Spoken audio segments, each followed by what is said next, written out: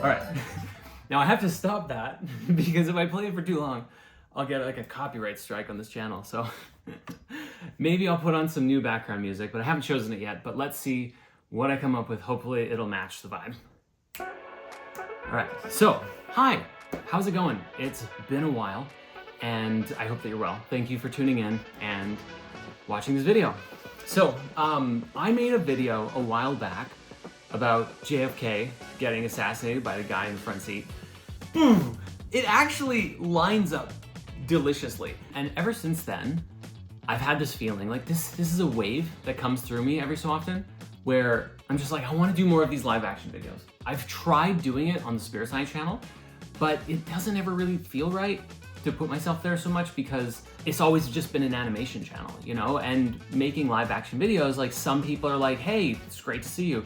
Other people go, where's Patchman? You know, and there's kind of some confusion there. So I was thinking I would try and just like bring back this channel more, and I want to make a public commitment to doing more live action content and showing up more. It's just something that I've wanted forever, and I think for a long time I also just wasn't ready to show up, and maybe now is the time. So hopefully here's the first or second of many more live action videos. I've got a lot of things that I want to share and talk about, and yeah, maybe it's time for that. So a couple of months ago, I guess it was, or whenever Trump took office, actually, he was saying a lot of things about wanting to like buy Canada or take over Canada. And I actually filmed probably 3 attempts at talking about this right after the JFK video, and they just weren't landing. Like I didn't have enough information. I wasn't educated on the subject enough. And I kind of just ended up scrapping the project after 3 attempts, and I was like, no, okay, I'll come back to this when it's time. Now, yesterday, I ended up writing an email. For those of you who don't know, if you're not on the Spirit Science email list, and you can sign up on spiritsciencecentral.com, in the last couple of weeks, I have been writing these like massive emails. It just felt necessary, and I felt kind of called to plant some really big seeds and talk about some of the things that I was learning, and then how I was weaving it in with Elixir, which is an exciting new project that I'll talk about soon, maybe at the end of this briefly or in a special Spirit Science video. And you're gonna be learning a lot about Elixir very soon, and it's really cool, and you're gonna love it. But yesterday in the email, as I was writing, this thing kind of naturally came up. I had talked about politics and like left wing versus right wing, and like which side are you on? People have wondered and asked a few times, and I've spoken about both sides positively and negatively, and I'm like, I think both sides can be right and both sides can be wrong, and there's value to all the perspectives, and we want to hold, at least my thinking is, we want to hold kind of a quantum computing non-binary state, if you will, of looking at both sides without judgment and finding the truth in the middle. There are ways where I think the left wing or the conservative or Republican perspective is valuable and there's a lot of wisdom in that. And then simultaneously, the progressive or liberal, view is also very, very valuable. It has that forward-thinking mindset, and one is the other, like honoring the tradition mindset. And we need both. You know, that's been a big part of my thinking for the work that I've done over the years.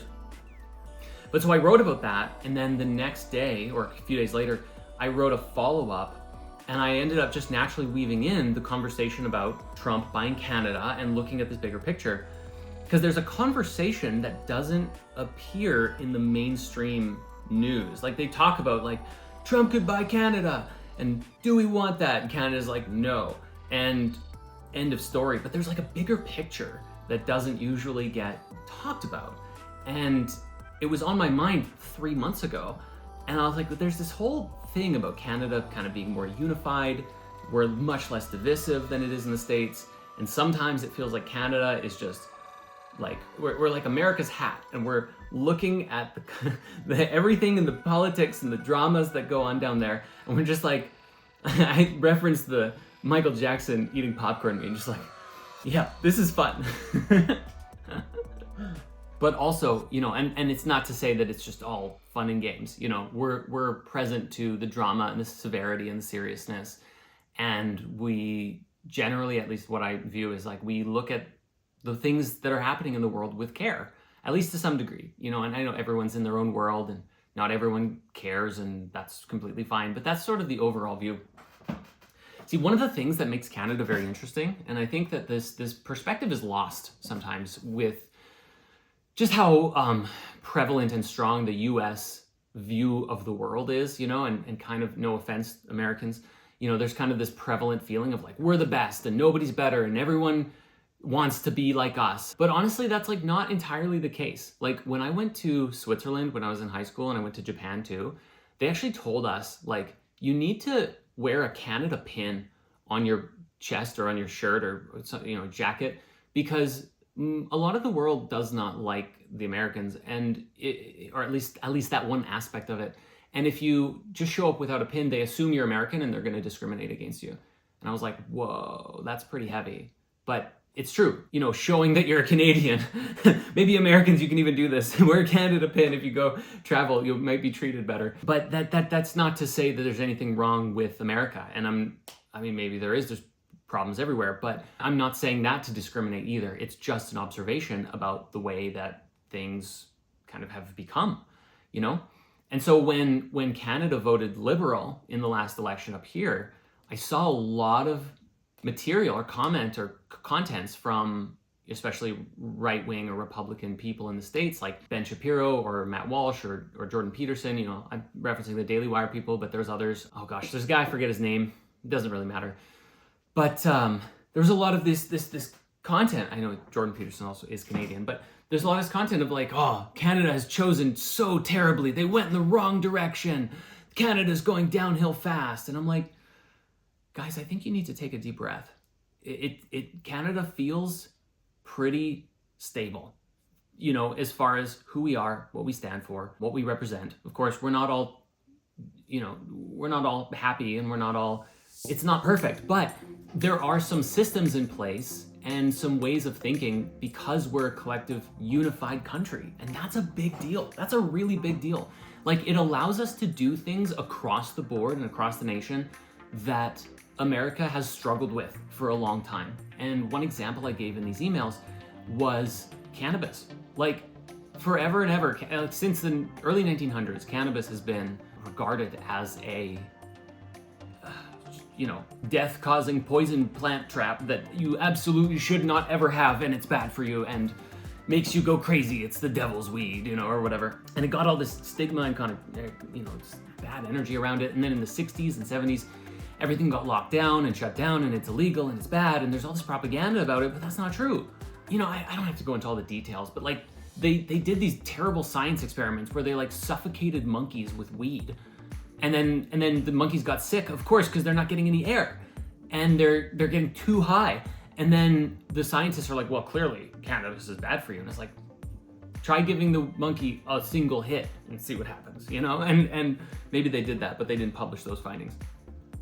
So Canada being unified gives us a sense of unity, which the States doesn't have. It's always left versus right, da da da da da.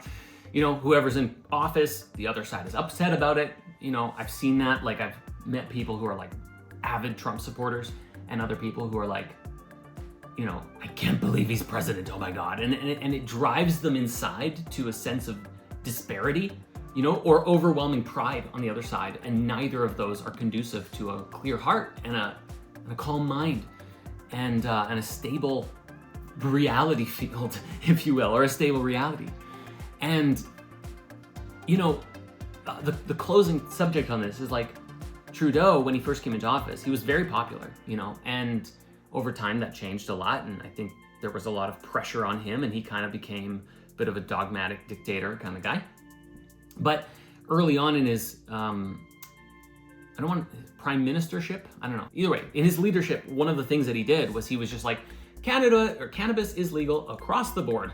Have fun, you know? And honestly, it was so good. Like, it was great for tax dollars. It brought in a lot of new money into Canada. It started a whole new industry. There was less depression, less anxiety. A lot of people just started enjoying weed, and like responsibly for the most part. There's obviously stoners and everything out there that don't use it wisely, but a lot of people were like, yeah, no, I just want to smoke a joint and not go to jail for it, you know? And so there's rules in place. It's a clean system. And we found out that it works.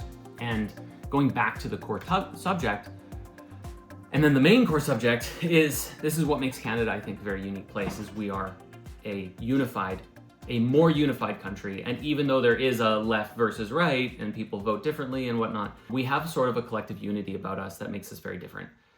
Anyways, now it's time to talk about the big thing. But before I do, I'm gonna fill up this water.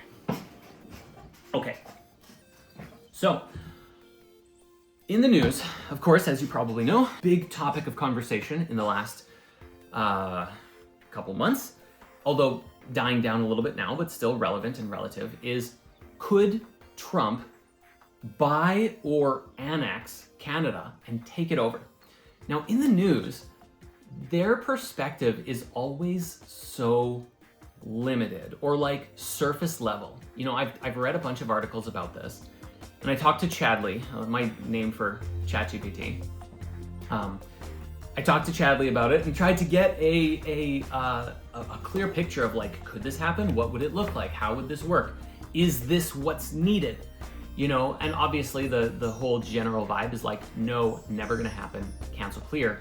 And a part of me is also like looking at the bigger picture, which is, you know, we do at some level need to have a higher sense of global unity, of all the countries being at least aligned with each other, not necessarily merging with each other, but being connected and being harmonious with each other, which obviously we don't have yet. We still have a lot to see if what's going to happen with China, with North Korea, Israel and Palestine and Iran now, as well as Ukraine and Russia. There's a question, is this going to be a World War III, or is it just going to be a lot of wars all at once?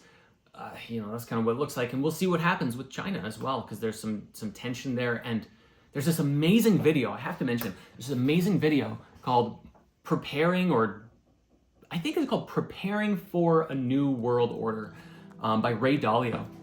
That might not be the exact name, but it's a brilliant video. I'll put a link, maybe here, I think, on the screen, because sometimes the image is mirrored. But I'll put a link on the thing and a card and maybe down in the comments if you want to check it out. It's really long, it's like 45 minutes, but it's brilliant. And he talks about the world cycles and global superpowers and how things are changing, and that China is poised to become a new global world power or superpower, the world superpower, where America has been for the last 100 years, or close to that. And times are changing. However, we're also in this new digital era, and I think that cryptocurrency stands to potentially change that a little bit. Maybe China does become a world superpower, but maybe the whole world shifts into a new paradigm where we have a global currency that is universal. And it's not the American dollar and Canadian dollar, and maybe we still have those, but we also have this higher sort of Bitcoin wrapping around the world and Ethereum wrapping around the world. And it changes the dynamic quite a lot. So we'll see. We are in a new age here, a new era. And who makes the names for that? I'm sorry, I have so many ideas of things that I want to talk about, and they all kind of string together naturally, so we are getting to that other topic, I promise. But like, who names the new age? Like, we had we had the industrial era, the postmodern, or the modern era, the postmodern era. There's maybe talk of like, maybe we're in the information age right now, the age of AI or the smart age, and I was like, maybe it could be the age of magic, you know. Obviously there's the age of Aquarius, but that's like a 2,000-year cycle, so that's not applicable here. I like the age of enlightenment as well, or the age of awakening. Maybe the age of awakening would be good. So add that into the global conversation hat thing. If anyone is paying attention, again, it's like a collective decision who makes these things, but that's what I would say. So, okay, finally, let's do this one thing. Bringing it back to where we started, I'm gonna read what I wrote in this email, because I think I got the words right. I was able to take my time with it and understand it better, because there's the bigger question that I always had was, you know, Canada forever has had this symbolic relationship with the British monarchy. You know, we have the Queen, or the ex-Queen, former Queen, may she rest in peace. She is on our $20 bill, at least for now, and maybe that'll change. I think that the new king is starting to show up on our money, and Canada was formed with Britain in a partnership, where America was formed out of independencing themselves from the United States, or from Britain. Canada is partnered up with Britain in subtle but symbolic ways. Canada was once a British colony and remains part of the Commonwealth, with the monarchy still recognized as the ceremonial head of state. So even though we have a prime minister, we also have a ceremonial head of state, which is the current king.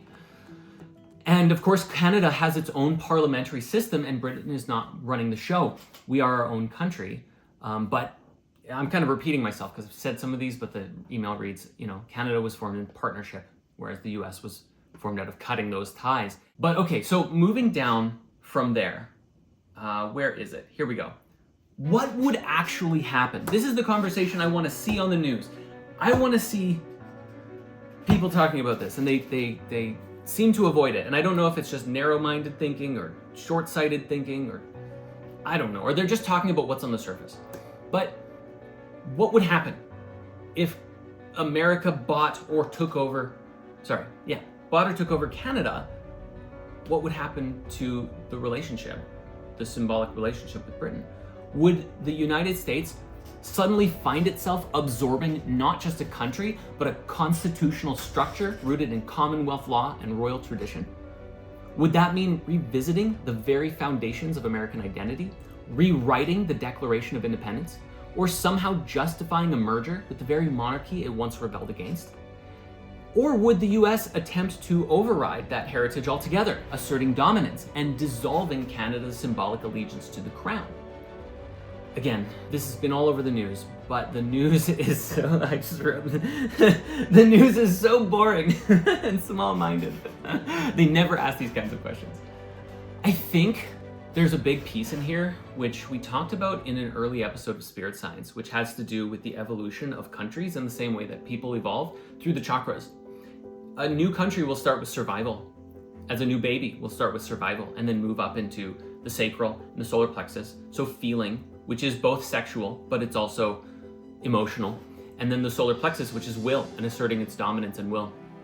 And I believe that where America is at right now is that they have developed those bottom three centers a lot, but the higher heart hasn't been fully merged with yet. I think that they're getting there, but maybe something has to change. Maybe this is part of the transition with America and China, and who knows? Again, if they have a giant war or come to some sort of agreement, maybe, I don't know. But America's learning, I believe, to find its heart.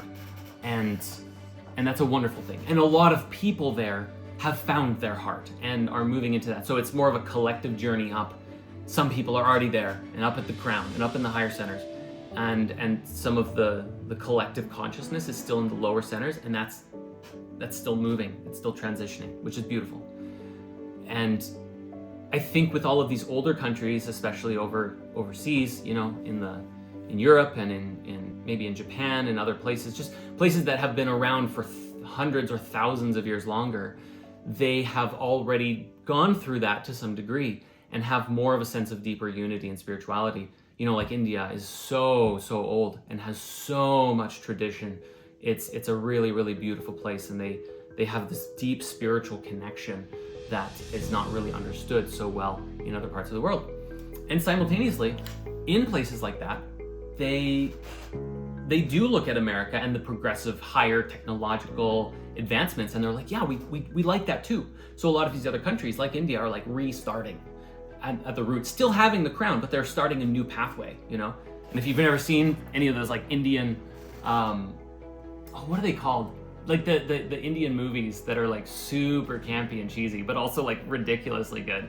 There's a lot of creativity that comes out of it too. But it's clear also they don't have the same budget, that the Americans have, and so the sometimes the videos look like very campy or very early 2000s animation or whatever.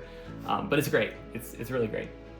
Anyways, this is a thought experiment, this whole conversation. And the last thing I wrote here, and maybe this is where I'll talk about, is, it makes you wonder what national identity even means in a world where borders, powers, and symbolism are always evolving.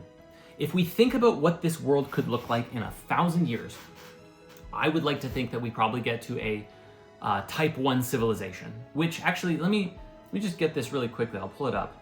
We'll give it to Chadley, actually, because he'll describe it a lot better. What is a type 1 civilization and the others? A framework proposed by Soviet astrophysicist Nikolai Kardashev in 1964 to measure civilization's technological advancement based on energy consumption. Type 1 civilization harnesses and utilizes all the energy available on its home planet. And so that would require a higher level of thinking in global harmony with each other. And humanity is currently around type 0.7. We're on the way, but we're not there yet. Type 2 harnesses all the energy of its star. So you can imagine like everyone having limitless energy. Amazing. And it's typically imagined through something like a Dyson sphere, which is a mega structure around a star, which is super cool to think about. And then type 3 is a galactic civilization, one that travels around the universe, you know, or around the galaxy, and that's kind of gets into Star Wars and Star Trek, and we meet other species that are out there and waiting for us to merge back with them, which is also gonna be really cool. I think we're getting there. But the piece for me is also not that we just advance technologically. This has been a huge focus of these emails that I've been writing, is some of the mystical experiences that I have transcend logic. And I know that some people watching with a really logical way of thinking probably won't believe me, but I have seen objects teleport, levitate. I know a person who has personally levitated. I have myself had these astral experiences where I left my body and I went into other dimensions. That often happens with ayahuasca, or has happened multiple times with ayahuasca arrhythmia, and maybe even some kind of telepathy. I had an experience with someone the other day where we confirmed, actually, we were having a telepathic experience, but we were talking about the same core thing, but like in different ways. So it was like, okay, some information is translated, but not all of it, or like there's still our own personal filters getting in the way of that. So that was really interesting to me. And then the big thing is like experiencing magic. And I even believe that I experienced some kind of time travel. It's really hard to explain, but I experienced what I believe is sort of like I created some sort of jump into a higher reality around me. And is it safe for me to talk about this? Yeah, just go for it. I had this experience deep in meditation, and I swear to God, although you shouldn't swear to God, I swear to golly gee whiz, that doesn't land the same way, does it? That I was in this meditation, and it also happened a little bit through a video game. But then I left the game and I went into this really deep meditation, and I saw this vision of kind of like going back in time. And I ended up reading actually from the Sufi tarot, the Ace of Wands. And I felt like I was connecting with the world in its ancient past. I don't know. I can't explain it. And maybe the details don't matter. But I knew what was happening, and I was watching it happen, and I was like, I just felt guided. Like I wasn't doing it on purpose. It just kind of happened through me. Like my higher self was kind of just like, let's move some things around.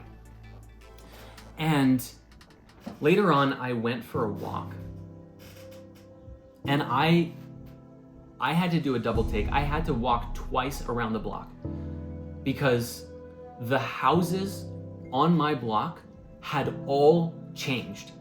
I have been living here for like a year and a half.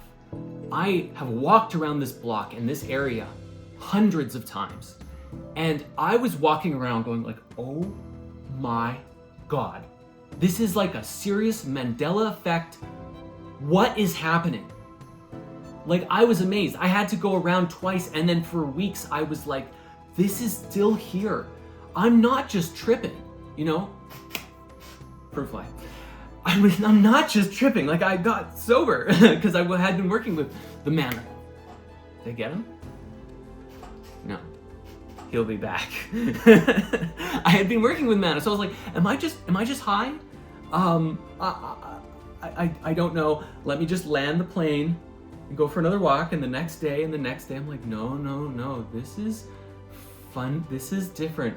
The houses look more expensive. They look like there's an extra $500,000 in every house or something, you know, or some, like, it was mind-blowing. There was more pillars, there's more stone. And this is weird too. I was like, is this a new reality? What else is different? And I started noticing that, like, often in the past, when I would go for walks, I would see the same people, you know, always, hello, hi, nice to see you. After that day, I started seeing new people. And I was like, dude, is this just me? and I'm in a new reality, or would other people notice, people that I'm close to? So 2 friends that I had ended up coming over, and one of them noticed some very, very specific changes and were like, yeah, that's different. That building had, there's a golf course. One building had there was 2 buildings on either side of a road that connects with the golf course. And one building had a normal roof, and one had slats. And they flipped, and she noticed it, and she was like, no, that's different. And we went for this long walk through what I call a Middle Earth walk. It's this beautiful, it looks like Middle Earth. It's so cool. But we went for this long walk, and it was like the road was freshly paved, and it hadn't been, or not paved, but new gravel. It went off farther, and there was a fence that was no longer there. It was crazy. And she noticed it too. So I'm like, okay, so did I bring my closest friends into this? Would other people notice? I don't know. And so then my buddy Brett came over, and he ended up driving up a different route, which ended up passing all of the houses that had changed. And he came up here, and I was like, can I tell you about this? And he was like, yeah, I noticed something feels funny. I was like, okay, here's what happened. At least here's my experience. And I told him, and he was like, it's the craziest thing that you say this, because he had been here many times before. And as he drove up, he was like, this place feels nicer. I can't explain it, but it feels nicer. And I swear I jumped into some sort of new timeline. And yet everything else was the same. We still had all of my partnerships and my connections with people, and the businesses, the same videos. Although it feels to me like the Secrets of the Moon video changed, but I think I need to rewatch it again. Maybe I'm mistaken, but it felt to me like it was not my voice when I was watching it. I was like, I can't make sense of it. But I could be just mistaken, or maybe this is always how it's been in this timeline, and I'm from a different reality timeline where the video is different. I have no idea. And I know some people are going to listen to this and be like, yeah, right, you're just completely lit. But there's no way you're going to change my mind, because I've had because I saw it myself, and I witnessed other people confirming that happened. So that was really cool.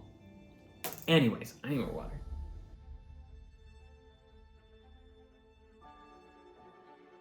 Let's see. Okay, I'm going to make a new video very soon on the Spirit Science channel about Elixir.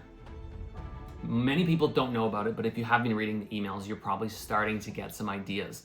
The best way to learn about it right now is to sign up to our Patreon. We just put a thing here, Please sign up to the Patreon. We're gonna be posting every 2 days, maybe every day, with new material, behind the scenes, how I work on it, how the art is done. The whole thing is hand drawn. We are using AI a little bit to help generate backgrounds, because that saves a lot of time.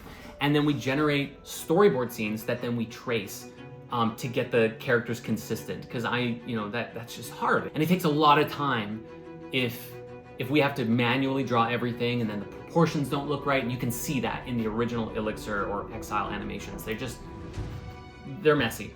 So we've animated some scenes from actually the first 3 seasons, because the intro changed a lot. And so some of the art will change in the new versions of the story as we're getting ready to publish it. But if you want to see this project come to life, please subscribe to the Patreon.